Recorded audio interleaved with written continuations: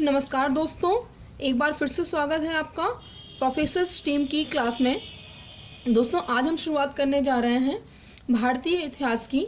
तो दोस्तों भारतीय इतिहास को 3 भागों में बांटा गया है। पहला है प्राचीन इतिहास, दूसरा है मध्यकालीन इतिहास तथा तीसरा है आधुनिक इतिहास। तो दोस्तों आज हम जो पढ़ने वाले हैं वो है प्राचीन भारत का इतिहास। ठीक है दोस्तों, तो प्राचीन भारत के इतिहास को पढ़ने से पहले हमें ये जानना होगा कि हमें इतिहास की जानकारी मिलती कहाँ से है। तो दोस्तों इतिहास की अगर हमें जानकारी चाहिए तो उसके मुख्यतः 4 स्रोत उपलब्ध है। पहला है धर्म ग्रंथ, दूसरा है ऐतिहासिक ग्रंथ, तीसरा है विदेशियों का विवरण और चौथा है पुरातत्व संबंधी साक्ष्य। दोस्तों धर्म ग्रंथ में देखेंगे हम वेदों को सर्वप्राचीन धर्म ग्रंथ माना गया है। इसके संकलनकर्ता को महर्षि कृष्ण द्वैपायन वेद व्यास के नाम से जाना जाता है। दोस्तों ये जो नाम है महर्षि कृष्ण द्वैपायन वेद व्यास, ये बहुत ही इम्पोर्टेंट है क्योंकि इन्हें ही वेदों का संकलनकर्ता माना जाता है। दोस्तों वेद को 4 प्रकार से बांटा गया है, देखते हैं कैसे। ऋग्वेद, यजुर्वेद, अर्थवेद और सामवेद। तो दोस्तों ऋग्वेद के बारे में हम देखेंगे। दोस्तों इसमें 10 मंडल तथा 1028 सूक्त हैं।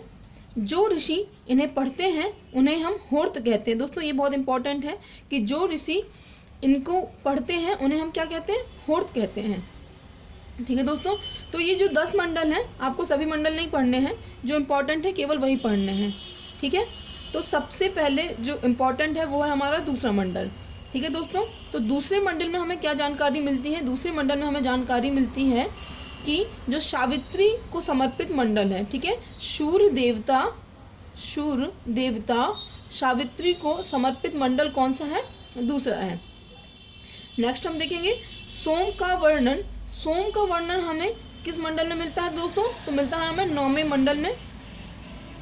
हस्तलिखित ऋचाओं को खिल कहा जाता है जो कि 8वें मंडल में वर्णित है। किस मंडल में वर्णित है, 8वें मंडल में वर्णित है। ये दोस्तों बहुत इंपॉर्टेंट है कि जो चातुर्वर्ण समाज था प्राचीन भारत इतिहास में, एक चातुर्वर्ण समाज था।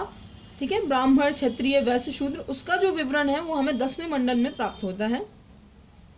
ऋग्वेद में इंद्र को 250 तथा अग्नि के लिए 200 ऋचाओं की रचना की गई है।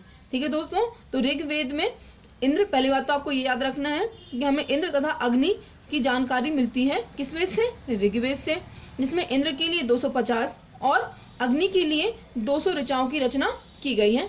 अगला हम देखेंगे यजुर्वेद। ठीक है दोस्तों, तो यजुर्वेद इसका जो पाठन करता होता है अर्थात जो इसको पढ़ने वाला होता है उसे अर्धवेद बोलते हैं। ठीक है दोस्तों, ये वेद गद्य तथा पद दोनों से है। गद्य तथा पद दोनों को जो वेद है वो कौन सा वेद है, यजुर्वेद है। नेक्स्ट वेद है सामवेद। सामवेद अर्थात सात से सामवेद और सात से संगीत। ये जो वेद है वो हमारा संगीत का जनक माना जाता है। ठीक है दोस्तों, तो भारतीय इतिहास में संगीत का जनक किस वेद को माना जाता है, माना जाता है सामवेद को। इसके पाठनकर्ता को हम क्या बोलते हैं, उद्रात बोलते हैं। ठीक है दोस्तों, आगे हम देखेंगे अर्थवेद। अर्थात ये जो वेद है वो रोग निवारण, तंत्र मंत्र। दोस्तों याद रखिएगा कि तंत्र मंत्र का कभी हम अर्थ तो निकाल नहीं पाते हैं। ठीक है दोस्तों, तो अब हम अर्थ नहीं निकाल पा रहे हैं तो अर्थ से अर्थवेद। ठीक है दोस्तों, तो ये जो वेद है वो तंत्र मंत्र, जादू टोना, वशीकरण से संबंधित है। ये वाला जो वेद है, इसी वेद में सभा तथा सम्मति को प्रजापति की 2 पुत्रियां कहा जाता है। ठीक है दोस्तों, तो किस वेद में हमें पता चलता है कि सभा तथा सम्मति प्रजापति की 2 पुत्रियां हैं, तो वो वेद है अर्थवेद। ठीक है, ये बहुत ही इंपॉर्टेंट है आपका, जो मैंने बाद में लिखा है कि सबसे प्राचीन वेद, कुछ भी दे दे आपको, पुराणों का नाम दे दे, कुछ भी दे दे, अगर लेकिन वेद लिखा है तो सबसे प्राचीन वेद ही कहलाएंगे। और उनमें भी सबसे प्राचीन कौन सा वेद दोस्तों, ऋग्वेद। तथा सबसे बाद वाला वेद अर्थवेद कहलाता है। ठीक है दोस्तों, तो आज के लिए इतना ही। शेयर कीजिए, लाइक कीजिए और इसी टाइप से मैं आपके लिए वीडियो लाती रहूँगी। पूरा इतिहास कंप्लीट करेंगे हम। ठीक है, लगभग 30 वीडियो होंगे आपके लिए। नमस्कार दोस्तों।